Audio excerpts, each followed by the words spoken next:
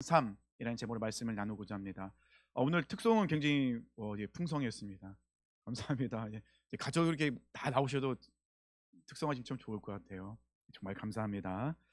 어제는 설 명절이었죠. 오랜만에 가족들과 즐거운 시간 보내셨나요? 명절 모이면은 가족들이 오랜만에 모여서 즐겁기도 하고 행복하기도 하는데 어떤 분한테는 좋은 시간이 될 수도 있는데 어떤 분한테는 또 어려운 시간이 될 수도 있죠. 우리 청년들에게는 학교 어떻게 됐냐, 음, 직장 구했느냐, 결혼 언제 할래, 이런 얘기 절대 금지인데 주책 없이 저도 이렇게 조카들 만나면 그런 일이 가끔 할 때도 있어요. 어, 또 제사 문제로 또 신앙 문제로 어, 행복해야 될 명절이 또 가슴 아픈 명절이 되는 분들도 있다는 것입니다. 뉴스를 보니까요. 명절 때 가정 폭력으로 3천 건의 신고가 이렇게 접수됐다고 하더라고요. 또 이제 항상 명절이 끝나고 나면은 좀 가슴 아픈 또 뉴스가 나오기도 하고, 그런 모습을 볼 때마다 우리는 기도해야겠죠. 물론 우리 가정은 그런 가정이 아니어서 감사합니다라는 마음도 가질 수 있겠지만, 그 마음보다는 먼저 그렇게 아파하고 힘들어하시는 분들의 소식을 들을 때마다 우리가 같이 아파하는 마음으로 그분들을 위해서 기도해 주셨으면 좋겠습니다. 그리고 우리 사랑하는 모든 성도님들의 가정이 하나님의 은혜와 사랑에 늘 충만한 그런 믿음의 명문 가정 되길 축복합니다. 출애굽기 23장의 전체적인 주제는요, 공정한 재판을 위한 규례인데, 그 중에서 14절에서 17절까지의 말씀은 절기에 관한 말씀이 됩니다. 하나님께서는요, 이스라엘 백성들에게 세 가지의 절기를 반드시 지켜야 된다라고 명령하십니다. 근데 이 절기는 세 가지만 있는 것은 아니에요. 총 절기는 7가지가 있습니다. 7가지 절기가 있는데, 그 중에 하나님께 대표적으로 말씀하신 것이 이 세 가지의 절기라는 것입니다. 굉장히 중요해서 하나님께서는 반드시 이 세 가지 절기는 지켜야 되는데, 절기를 지킬 때는 하나님께서 명령하신 곳으로 나와야 돼요. 그리고 그곳에서 하나님께서 말씀하신 대로 절기를 지켜야 된다는 것입니다. 그 세 가지 절기는 무엇이냐면, 첫 번째는요, 무교절이라고 하는데, 이거는 우린 또 다른 말로 유월절이라고 합니다. 두 번째는요, 맥추절이라고도 하는데요, 또는 칠칠절, 오순절이라고도 합니다. 또 마지막 세 번째는요, 성경에는 수장절이라고 나와 있는데요, 초막절이라고도 부른다는 것입니다. 이 세 가지의 절기들은요, 공통점이 있는데 어, 출애굽과 관련이 있고, 또 한 가지는 이스라엘 농사와도 관련이 있다는 것입니다. 근데 이 절기들의 본질적인 연관성은요, 어, 하나님께서 이스라엘 백성들을 노예에서 해방시킨 그 출애굽과 관련이 되어 있다는 것입니다. 하나님께서는 이스라엘 백성을 부르셨어요. 유대인들 굉장히 똑똑합니다. 그리고 뛰어난 것이 참 유대인들에게 많이 있어요. 그럼 하나님께서 유대인 이스라엘 백성들이 똑똑하기 때문에, 뛰어나기 때문에, 재능이 많기 때문에 이스라엘 백성을 부르신 것이냐라고 하면 아니라는 것입니다. 하나님께서 이스라엘 백성을 부르시고 하나님의 백성으로 삼으셨기에, 그들이 하나님의 백성으로 살아갔기 때문에 그들은 그렇게 똑똑하고 재능이 많은 백성이 된 것이에요. 바꿔서 생각하시면 안 됩니다. 하나님께서 그들이 똑똑하고 재능이 많고 능력이 있기 때문에 부르신 것이 결코 아니라는 것이죠. 신명기 7장 7절 말씀 보면요, 여호와께서 너희를 기뻐하시고 너희를 택하심은 너희가 다른 민족보다 수요가 많기 때문이 아니니라. 너희는 오히려 모든 민족 중에 가장 적으니라. 하나님께서 이스라엘 백성을 부르신 이유는요, 이스라엘 백성이 다른 어떤 민족보다도 작고 연약하기 때문에 부르셨다는 것입니다. 세상은요, 양육 강식이 통하는 곳이죠. 그래서 연약한 사람들은 강한 사람들에게 지배와 또 억압을 당하고 있다는 것입니다. 그래서 많은 사람들은 강한 사람이 되기 위해서, 누군가 위에 있는 사람이 되기 위해서 정말 노력하죠. 아니, 목숨 걸고 그런 것들을 준비하며 나가고 있다는 것입니다. 이렇게 사는 것이, 그렇게 사는 것이 행복이라고, 또 성공한 삶이라고 그렇게 이야기한다는 것입니다. 하지만 하나님은 절대 그렇게 하지 않으십니다. 하나님은요, 연약한 자에게 찾아오셔서 그들의 이름을 불러주시고, 그들을 안아주시고, 그들을 위로해 주시고, 그들이 설 수 있도록 힘과 능력을 주신 분이 하나님이라는 거죠. 하나님이 다스리시는 나라는 정말 완벽한 정의와 공의가 실현되는 곳일까요? 그것이 가능할까요? 어떻게 생각하십니까? 저는 확신을 갖고 있죠. 목사이기 전에, 목사로서 이 받기 전에도 저는 확신을 갖고 있었습니다. 하나님께서 통치하신 나라는 완벽한 나라죠. 왜냐하면 하나님은 완전하신 분이시니까요.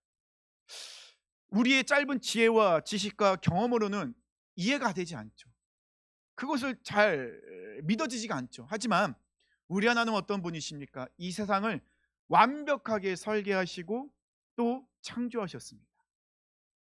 그래, 하나님은 이 세상 운행할 때 조금의 오차도 없이 이 모든 것을 완벽하게 운행하고 계세요. 하나님이 만약 실수한다면 우린 이곳에 앉아 있을 수가 없겠죠.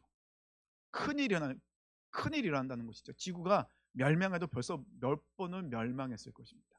하지만 하나님은 태초부터 지금까지, 하나님께서 허락하신 세상 끝날까지 한 채 오차도 없이 이 모든 것을 운행하고 계시다는 것입니다.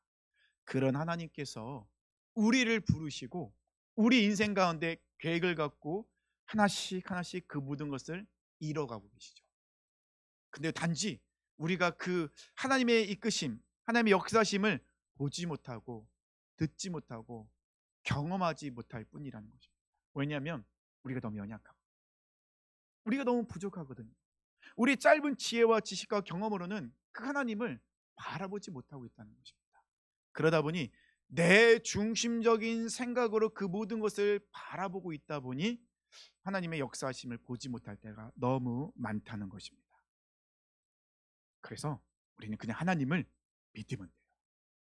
좀 무식하긴 한데 그냥 믿으면 됩니다. 믿으면 그때서 하나님께서 인도하시는 그 손길들이 조금씩 조금씩 보이기 시작합니다.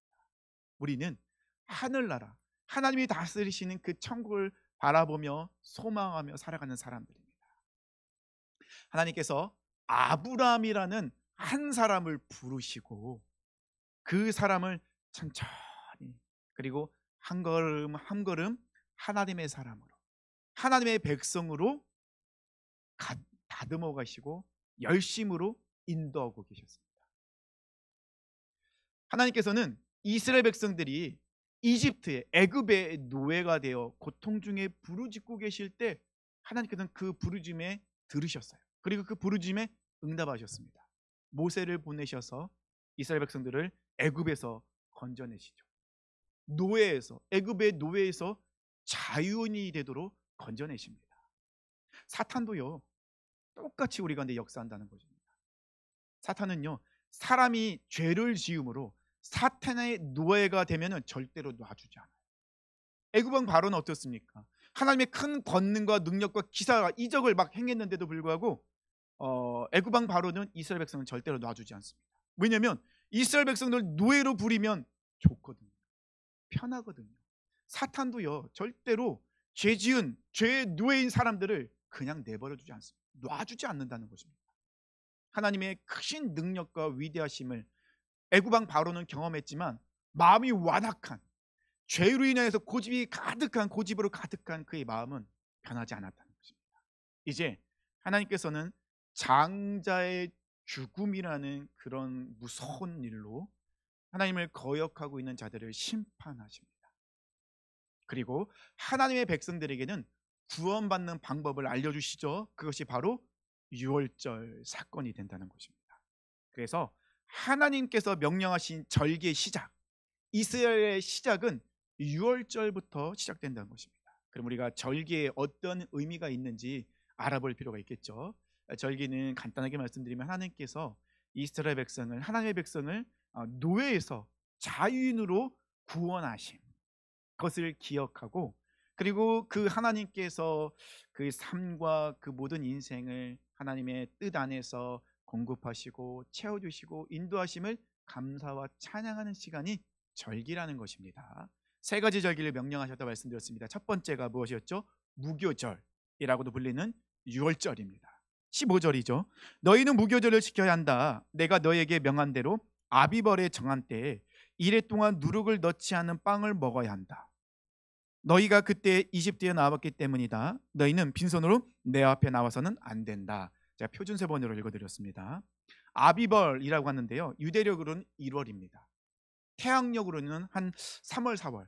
우리는 지금 태양력을 지키고 있잖아요. 그래서 우리가 지키는 달력으로 하면 한 3, 4월 정도 되는 것이 이제 유월절, 무교절이라는 것입니다. 유월절은 하나님께서 이스라엘 백성들을 애굽의 노예에서 자유인으로 구원해 주신, 하나님의 능력으로 인도해 주신, 이끌어내신, 탈출시키신 것을 기념하는 절기가 된다는 것입니다. 10가지 재앙 중 마지막 하나님의 강력한 심판이었던 장자의 죽음으로부터 그들을 건져내는 사건을 통해서 유월절이 이제 시작되게 되죠. 하나님께서는 이 완악한 바로가 이스라엘 백성들을 내보내지 않자 마지막으로 장자의 죽음으로 심판하십니다. 그리고 하나님의 백성들에게는 유월절 이 죽음의 천사가 넘어갈 수 있는, 구원받을 수 있는 방법을 알려주시죠. 근데 그 방법은요, 나는 이스라엘 백성입니다라는 외침으로는 통하지가 않아요. 나는 하나님의 백성입니다라는 그런 정체성으로는 통하지가 않아요. 하나님께서 알려주신 방법대로 행해야 돼요. 하나님께서는 어떻게 알려주십니까? 너희는 먼저 흠없는 1년 된 순양을, 물론 염소도 가능합니다, 잡아라. 선택해서 잡는데, 근데 이 염소를 잡을 때는 가족별로 먹는데 우리 가족 인수가 적으면 다른 이웃과 초대해도 괜찮아요. 중요한 건 뭐냐면요, 재물이 중요한 거예요. 1년 된 흠이 없는 순양이어야 된다는 거죠. 그리고 이 양을 잡을 때 피를 내서 그 피를 가지고 어디에 발라야 됩니까?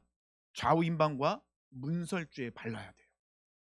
그리고는 그 피가 발라져 있는 문을 통과하여 그 집 안에서 그들은 금방이라도 나갈 것처럼 지팡이를 잡고 옷을 입고 신을 신고 쓴 나무를 먹고 누룩을 넣지 않은 무교병을 먹어야 돼요.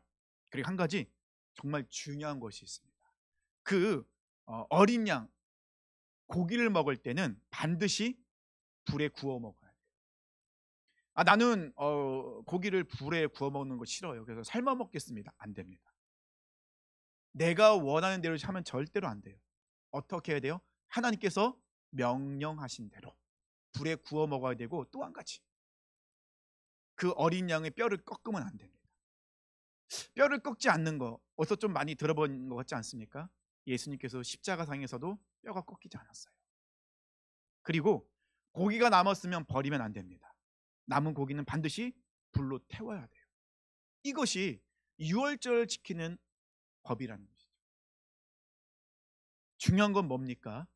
반드시 어린 양의 피가 발라져 있는 그 문을 통과하여 그 집 안에 들어가 있어야 보호를 받을 수 있고 구원을 받을 수 있어요.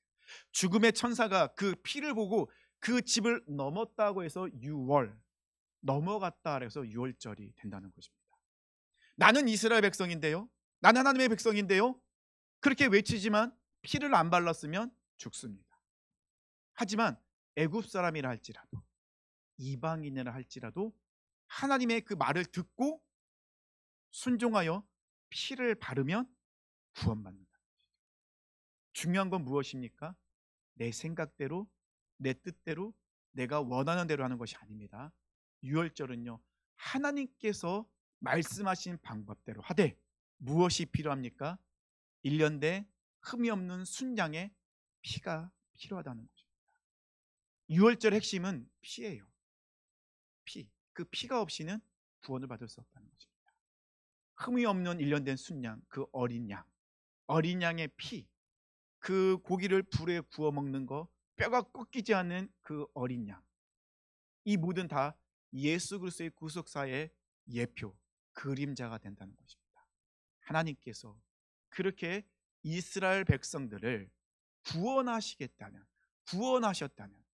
근데 그것을 넘어서 이 유월절 사건은, 이 유월절의 절기는 하나님만이 우리의 구원자이심을, 하나님만이 우리에게 구원을 베푸시는 분이만, 예수님만이 우리의 진정한 주인이시고 구원자이심을 인정하며 선포하는 절기가 바로 유월절이라는 거죠. 그 유월절을 지킬 때마다 하나님의 그 위대하심과 하나님의 구원하심을 선포하고 기억하고 감사하는 절기. 이 유월절 통하여서 우리의 신앙은 내 중심이 아닌 하나님 중심의 신앙이라는 것을 경험하는, 고백하는 시간이 바로 유월절기라는 것이죠. 두 번째는요, 맥추절이라고 하는데요, 77절 오순절이라고도 불립니다. 16절에 보니까요, 너희가 있어서 밭에 씨를 뿌려서 거둔 곡식의 첫 열매로 맥추절을 지켜야 한다. 16절 상반절인데 표준 세번으로 읽어드렸습니다.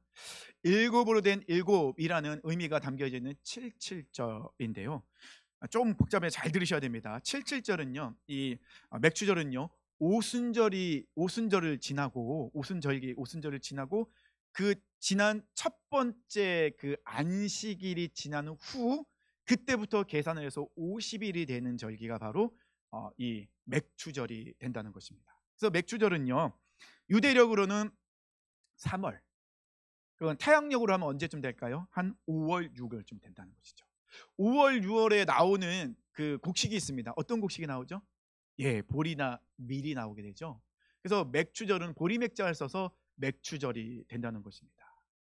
하나님께서 처음으로 곡식을 주신 날, 하나님께서 주신 곡식을 수확해서 그 곡식을 올려드리는 날이 바로 맥추절입니다. 그래서 보리가 처음으로 나오기 때문에, 또 밀이 처음으로 나오기 때문에 보리를 드리는 절기에서 맥추절이라고 이야기한다는 것입니다. 그런데 우리가 잘 생각해 봐야 됩니다. 농사를 지을 때 필요한 것이 있어요. 제가 1부 때 질문했더니 뭐 여러 가지 얘기가 나왔는데, 자, 농사를 지을 때 필요한 것이 있습니다. 반드시 필요한 것, 반드시 있어야 될 거, 뭐가 필요할까요? 똑같이 이럴 때는 또 1부 때도 태양, 비, 바람 하게 말씀하셨거든요. 그도 중요한데, 농사를 지으려면 뭐가 있어야 되죠? 그렇죠. 땅이 있어야죠. 땅이 없으면은 씨앗을 뿌릴 수도 없고 태양 이런 것들이 필요 없게 되잖아요. 땅이 있어야 돼요. 땅이요. 하나님께서 이스라엘 백성들에게 무엇을 약속하신 거예요? 땅을 주시겠다. 지금 이스라엘 백성들은 노예로 살고 있었어요. 물론 고센 땅이란 살고 있었지만, 고센 땅은 이스라엘 백성들의 땅이 아니에요. 애굽의 땅이었고, 애굽의 노예로 살고 있었기 때문에 노예들에게는 땅도 없어요. 자기 소유물이 아무것도 없어요. 그냥 주인의, 어찌 보면은 그냥 재산의 일부분이라는 것이죠. 이 당시의 개념으로 보면요. 그래서 이 당시에는 노예를 사람 취급하지 않았어요.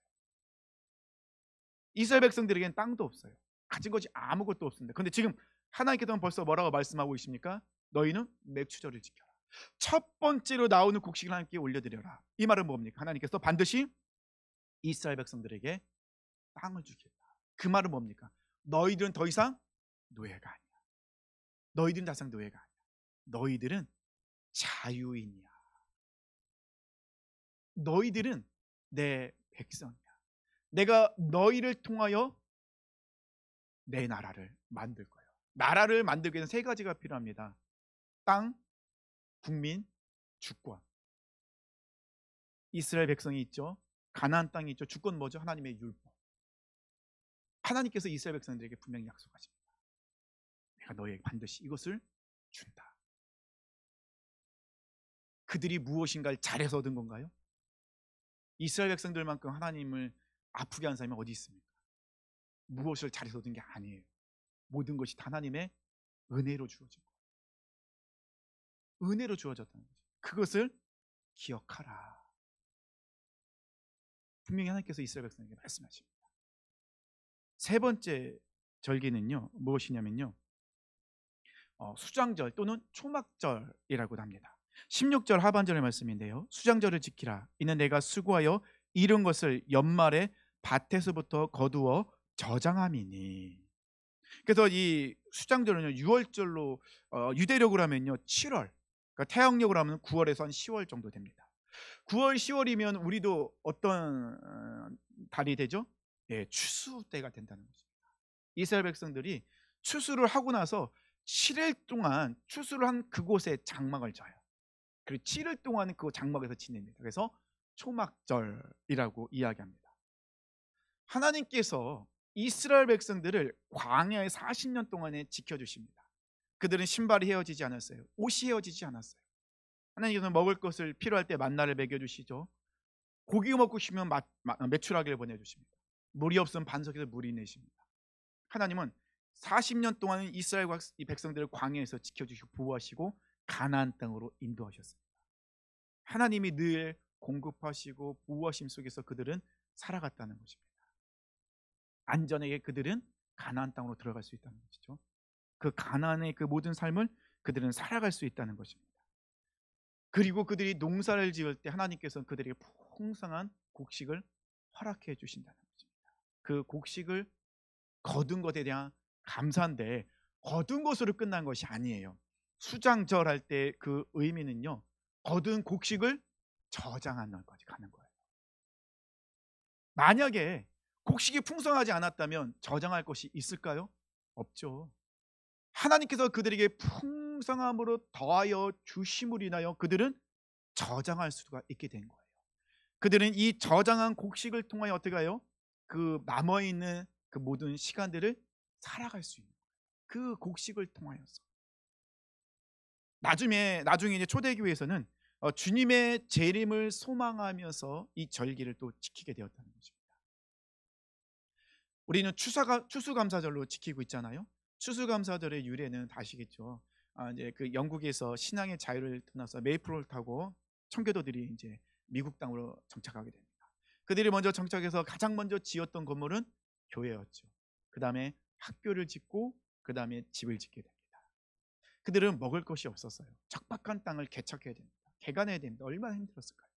그래서 곡식을 뿌렸는데 가꿨는데 농사짓는 분 아시겠지만 첫 번째 땅을 개간하고 곡식을 뿌리면 잘 안 돼요. 시간이 필요하죠. 그들도 씨앗을 뿌렸는데 곡식을 많이 거두지 못했어요. 먹을 것도 넉넉하지 않았다는 것입니다. 그런데 그들은 그 거둔 곡식을 가지고 하나님 앞에 나갑니다. 그리고 하나님께 올려드립니다.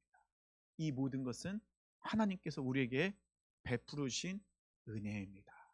하나님께서 이 모든 것을 공급해 주셨습니다. 먹을 것도 없음에 불구하고 하나님을 인정하며 올려드렸습니다. 그것이 바로 추수감사절의 유래가 되어진다는 것입니다. 하나님께서 땅을 주셨어요. 농사 지을 수 있는 땅을 주셨죠. 하나님께서 그 땅에 씨앗을 뿌렸을 때 씨앗이 자랄 수 있도록 햇볕,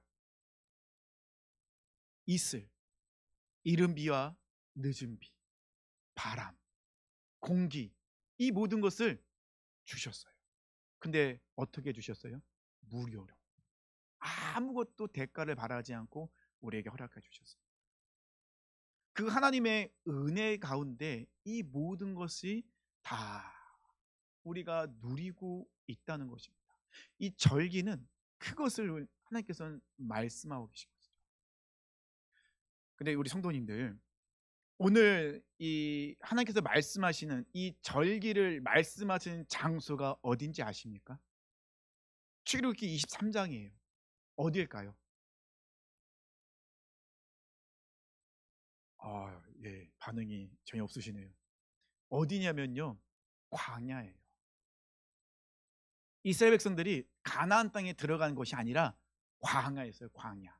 아직 이스라엘 백성들이 들어가지 못했죠.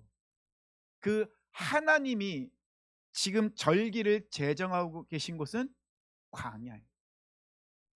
그럼 하나님께서는 왜 그 광야에서 아직 땅도 주시지 않았고 그들이 곡식도 거두지 않고 그 농사도 짓지 못한 그 광야에서 하나님께서 이 말씀을 하셨을까요? 하나님께서 가나안 땅에 들어가서 어떻게 살아가야 될지, 하나님께서 그들 가운데 어떤 은혜를 베풀어 주시고 어떻게 역사하시 인도하실 것을 미리 알려주시고 그 가운데서 그들이 어떤 삶을 살아야 될지를 분명히 말씀하고 계시죠. 그러면 우리에게는 어떻게 적용이 될까요? 우리가 이 세상에 살아가는 방법, 어떤 것이 진정 우리가 승리할 수 있는 그런 삶, 그 어떻게 그런 삶을 살 수 있는지를 하나님께서 지금 말씀하고 알려주고 계시다는 것이죠. 제가 아까 말씀드렸죠. 절기는 반드시 하나님께서 지정하신 장소로 가야 돼요. 어디겠습니까? 지금 광야에 있으니까요. 장막이겠죠. 그들이 정착한 후에는요. 성전이 될 거죠. 하나님께서는 반드시 하나님께서 말씀하신 명령하신 그 장소 성막으로 나와야 됩니다. 아무리 먼 곳에 있다 할지라도 그들은 그곳에서 이 절기를 지키면 안 돼요. 어디로 와야 돼요?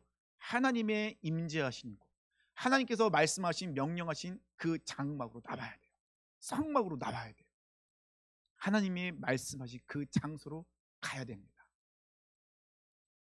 진정으로 감사하기 위해서, 그리고 감사를 잊지 않기 위해서는요, 우리가 노력이 필요합니다. 희생이 필요해요. 그리고요, 내가 원하는 방식이 아니라, 내가 하기에 쉬운 방식이 아니라 그 은혜를 주신 하나님께서 말씀하신 방법대로 해야만 한다는 거죠. 진정한 감사는요, 하나님께서 알려주신 그 방법대로 그 모든 것이 이루어져야 된다는 거죠. 이 절기를 통해 하나님께서는 분명히 우리에게 말씀하시는 것이 있어요. 그래서 이 절기에서는 네 가지를 말씀해 주셨는데, 자, 네 가지가 지금 시작되면은 설교 언제 끝나지 걱정하실 필요는 없어요. 예. 첫 번째는 뭐냐면요, 이 절기를 통해 하나님께서 우리에게 말씀하시는 가장 핵심이 있어요. 뭐냐면요, 내 중심에서 하나님 중심으로 바꾸라는 거예요. 절기를 지킬 때는요, 반드시 하나님 중심, 하나님께서 말씀하신 대로, 하나님께서 원하시는 대로 하는 것이 절기의 핵심이에요. 우리가 살아가다 보면 내 뜻대로 내 중심을 살 때가 얼마나 많습니까? 내가 편한 대로. 아니에요. 이 절기를 통해 하나님께서 말씀하십니다. 내 중심이 아닌 하나님 중심, 내가 하고 싶은 대로, 내가 쉬운 대로가 아닌 하나님이 말씀하신 대로. 이것이 절기의 의미라는 것입니다. 두 번째는요, 하나님이 주인이시며 공급자이심을 잊지 마라. 하나님이 이 모든 것이 주인이셨거든요. 땅의 주인이시죠. 이 모든 자연 만물의 주인이셨어요. 근데 그 하나님이, 그 주인이신 하나님이 하나님의 백성들에게 그 모든 것을 다 허락해 주시고 공급해 주셨다는 것이죠. 세상 사람들은 그걸 몰라요.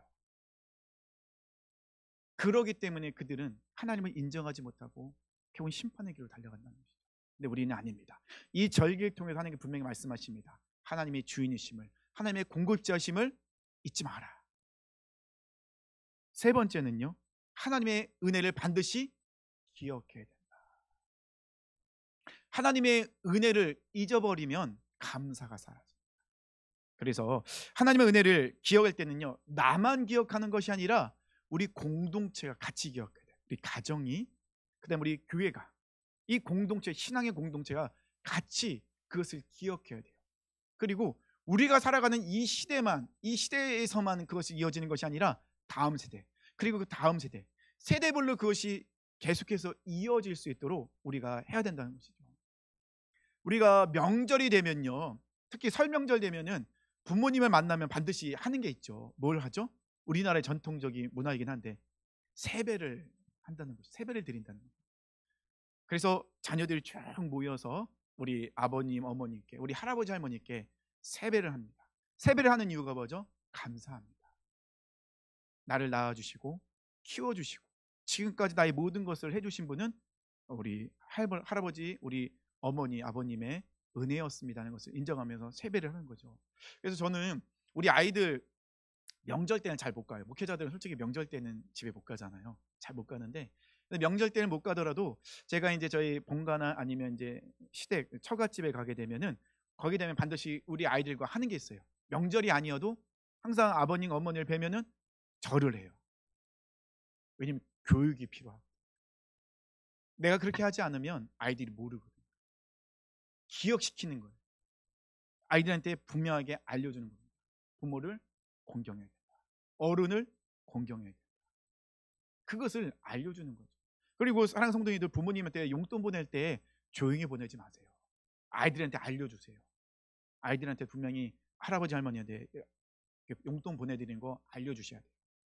아이들한테 그걸 알려줘야 돼요. 깨달아야 되는 거죠. 절기는요, 하나님의 은혜를 기억하고 그것을 잊지 않는 것, 다시 생각하는 것, 그 은혜를 다시 끄집어내는 것, 이것이 절기라는 것이죠. 마지막 네 번째는요, 감사의 표현이라는 거예요. 하나님께서 분명히 말씀하십니다. 너희는 내 앞에 올 때 빈손으로 오지 마라. 하나님이 돈이 없어서, 하나님 돈이 필요해서, 무엇인가 필요해서 부족해서 가져오라는 것이 아니죠. 하나님은 이 세상의 주인이세요. 하나님의 금강은 필요 없으세요. 이 모든 것의 주인이신데요, 말씀 하나로 천지를 창조하신 분인데 그것이 뭐가 필요하겠습니까? 근데 하나님이 그것을 빈손으로 오지 말라는 건 뭐죠? 감사의 표현을 제대로 하라는 거죠. 그 마음을 가지고 오라는 거죠. 우리가 헌금을 드릴 때도 똑같죠.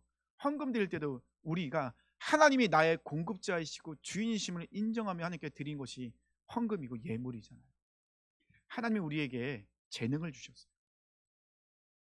하나님이 우리에게 건강을 주셨어요. 하나님이 우리에게 시간을 주셨어요. 그래야 우리가 이렇게 살아갈 수 있잖아요. 내가 잘나서 그런 건가요? 아니죠. 하나님이 우리에게 주신 은혜라는 겁니다. 그것을 기억하는 것이 절기라는 것입니다.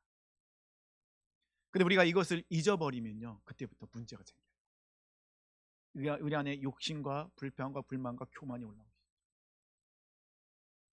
작은 것 하나도 당연하다고 생각되어질 때 우리 안에 감사가 살아야 됩니다.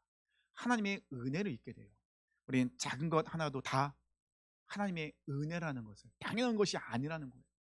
이 세상을 생각해 볼 때 우리에게 당연한 것이 있나요? 없어요. 당연한 거 하나도 없어요. 이 모든 것이 하나님의 은혜라는 것입니다. 절기는 그것을 분명히 우리에게 말씀하여 주시고 알려주고 계신 것입니다. 절기의 핵심은 무엇입니까? 하나님을 하나님됨으로 인정하라.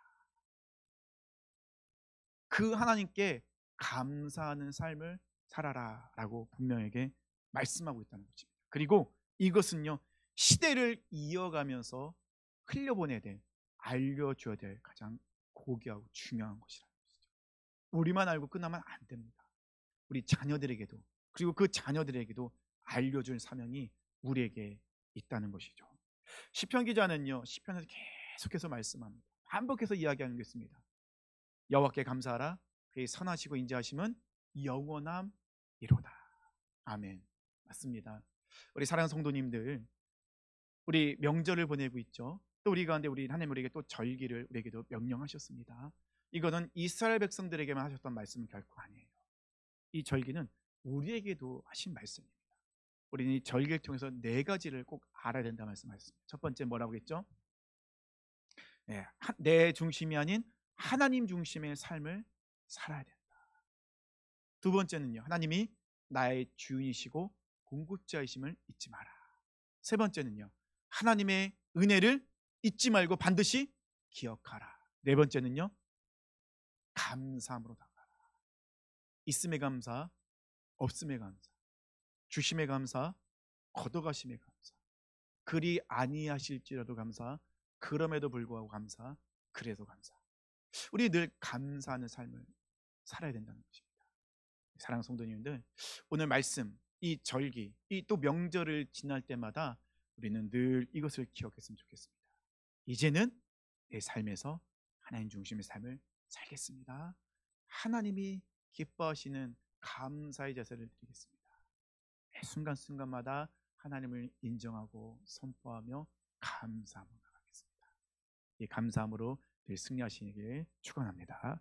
우리 자리 일어나셔서